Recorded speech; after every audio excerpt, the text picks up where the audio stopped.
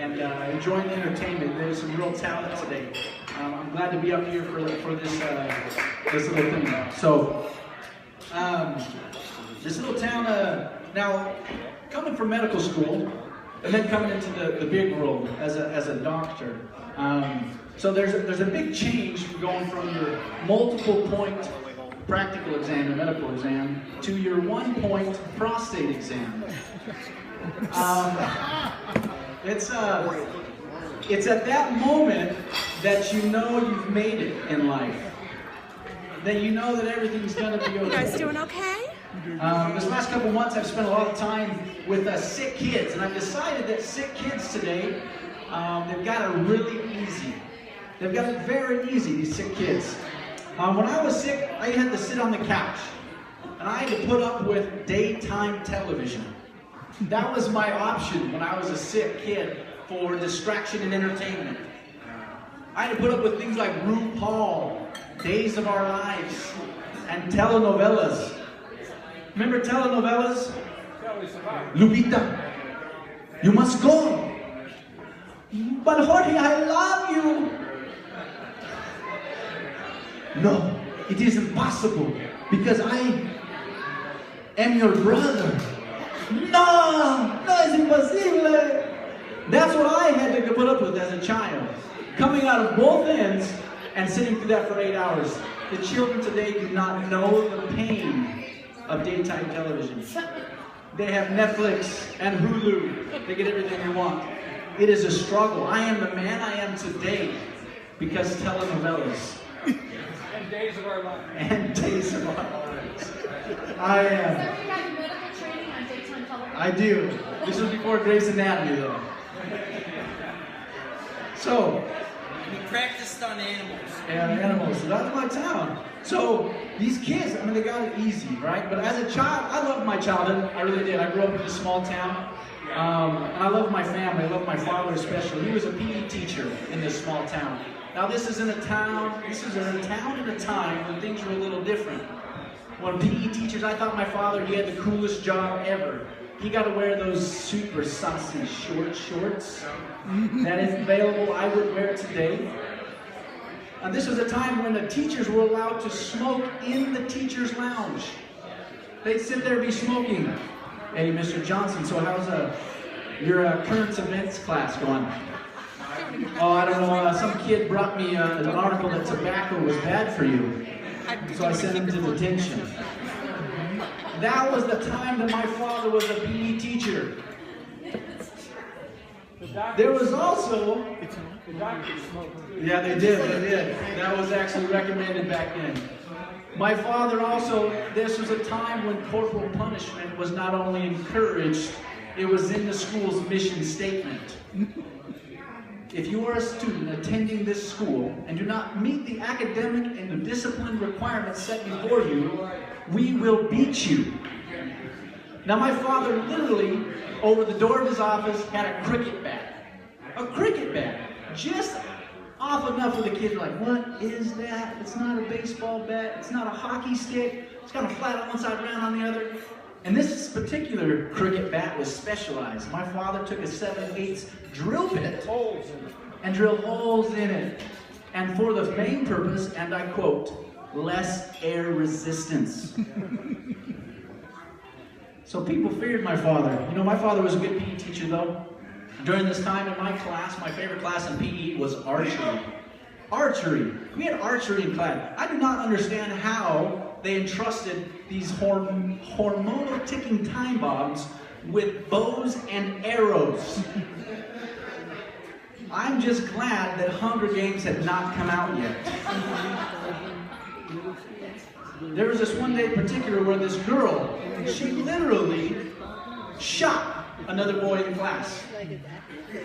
And it was not accidental. It wasn't like, oops. It was pure rage. It was... She pulled out Katniss Everdeen. She fired up. Now, and she drilled this kid. Now, if this happened today, NATO, FBI, local authorities would be there like that. But when my father was a PE teacher, all he did was raise his head Hey, Lupita, stop shooting Jorge. But he don't love me anymore. I even laughed at that one. Yeah, all right, good. Then my father, don't make me get the bat. Si, senor. So I loved the archery, and I also loved. I think I loved archery so much is because I grew up. My father was a bow hunter, and I always was fascinated with arrows. I was fascinated with just how they looked, how dangerous they were, you know, what they sounded like when they went through the air. I liked how they tasted. Now, that's the only thing I can explain this story when I was growing up. When I was growing up, this one particular day, now I have 6 sisters. 6? 6 sisters. You heard that right? That is not a joke. 6 sisters. Now this was in the early 90s when big hair was popular. We had one 5x10 bathroom, and it was you lit a match, it would have went. Hairspray everywhere, right? So it was one day I was walking down the hallway, and I was chewing on the end of an arrow. Not the safe feathery part, but the I kill a deer and take it to dinner part. And I was walking down the hallway chewing on this. Now you think this would have set up some red flags with my sisters. But I don't think they read the parenting manual on chapter 1 that said, if you see your child chewing on an arrow, stop him. So I was chewing on this arrow. My sister, she came out of the fog in the bathroom. Hey, Darin, give me my brush. So I went in the room, and I immediately tripped over a hot pink sequence top with an arrow in my mouth. You don't have to be a doctor to figure out what happens next. Arrow stuck in the back of my throat. I screamed. My sisters, they came out of the fog. They came out of the fog like a group of backup dancers with Michael Jackson. So they come out of this fog, and they get me. And one of them runs to the telephone. They run to the telephone, and they go, 5, 4, 3, 4, 3. Dang it, it was a 1. 5, 4, 1. 5, 2. So they finally get, now mind you, they were calling this building, we were all getting ready, they were calling this building that had one phone in the entire building, it was in the lobby. So anytime you called to look for my parents at this building, it was a gamble. You hoped someone was around the phone to answer it, and then you hoped they knew those parents. So you'd call my sisters, go, here, I'm over here, arrow in my throat still, and my sisters are waiting. Finally, someone picks up. Bueno, this is Jorge. Hey, can you get Coach Thomas? Coach Thomas? Coach Thomas, the man who let the girl shoot me with an arrow? Yeah, him. Okay, so we got them. My parents came, they rushed me to the hospital. Big ER doc couldn't get his meaty hands in my mouth, so they called a local dentist / veterinarian / oil mechanic. And he came down and somehow he stitched up the back of my throat. Now, I remember when it all finished, my mom, she came up. I love my mother. She came up and she gave me a big hug. She gave me a big hug. She said, I love you, Darin. And I said, I love you too, Mom. And who loves their mother here? Anybody love their mother? That's right.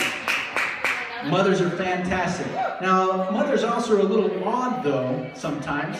My mom was interesting. She did some things that I think she picked up surviving, World War II and the Great Depression.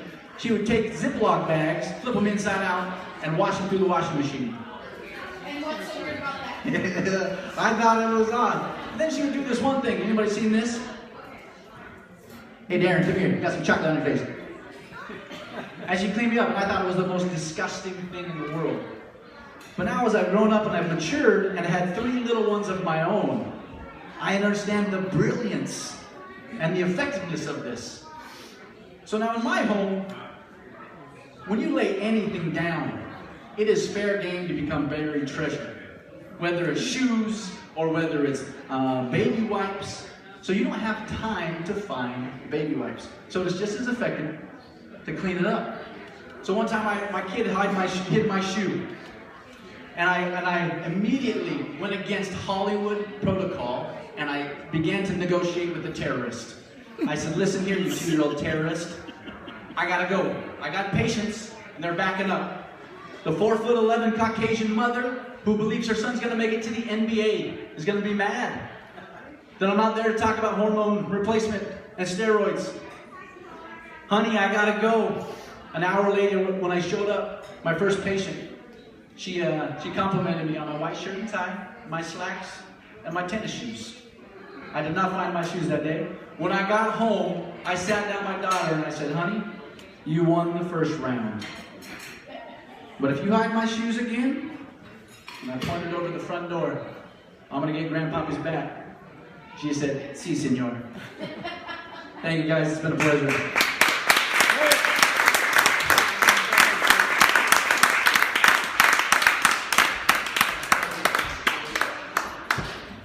John, you're up. We did it. It's done. She surrounded it. Hey, it was a lot more funny to watch her than it was to watch. Is that what you do when you're nervous? I gotta go.